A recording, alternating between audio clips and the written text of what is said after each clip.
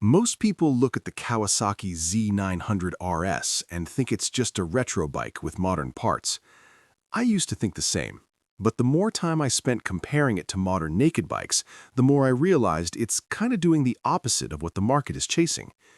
The 2026 Z900RS doesn't try to impress you in the first 5 seconds, and that's exactly why it's interesting. When I first looked at the specs, I honestly felt underwhelmed. No massive power bump, no wild redesign, no tech overload. And for a 2026 model, that almost feels suspicious. Then I started asking a different question.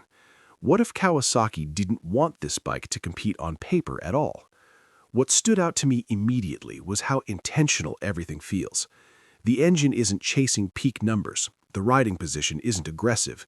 Even the design refuses to look futuristic. Most brands right now are shouting. The Z900RS is talking quietly. I compared it directly in my head with bikes like the MT-09 and CB900F style nakeds. Those bikes want to feel fast even when you're not riding fast. The Z900RS feels calm, almost relaxed, and that changes how you ride it. What surprised me was how that calmness actually makes the bike feel faster over time. Not in acceleration, but in confidence.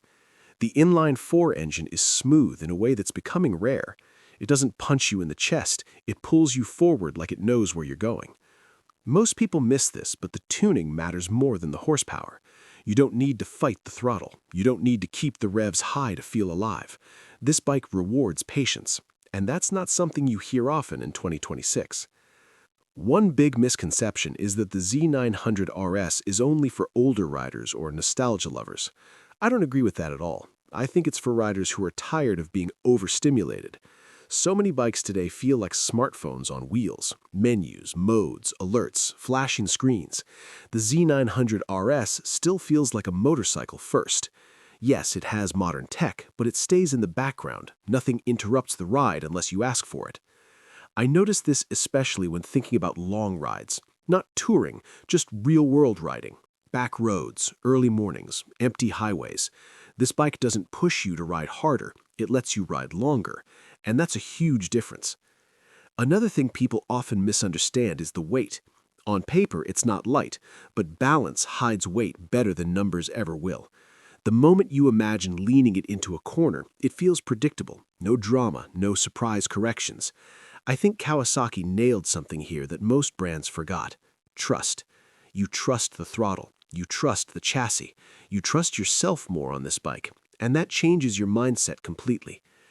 Compared to aggressive naked bikes, the Z900RS won't win drag races, but it will win something more important: consistency. You don't get off it feeling tired or overstimulated. You get off thinking about the ride. There's also something subtle about the styling that deserves credit. It's not retro for attention, it's retro for balance. The tank shape, the round headlight, the analog-style gauges, they slow your eyes down. In a world full of sharp angles, this bike breathes.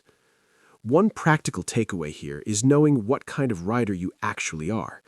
If you chase adrenaline every ride, this probably isn't your bike, and that's okay.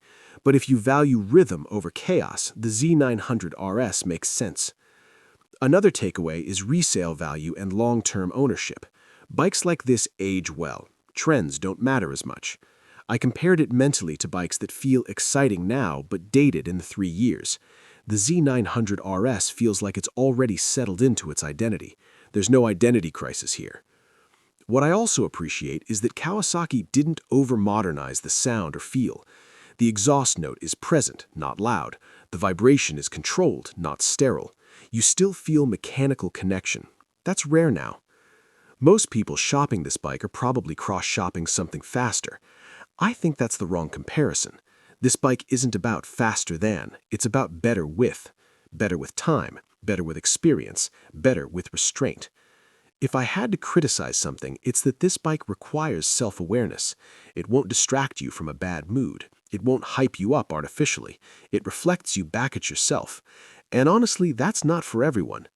But the more I think about the Kawasaki Z900RS 2026, the more I respect it. Not because it's perfect, but because it knows exactly what it is.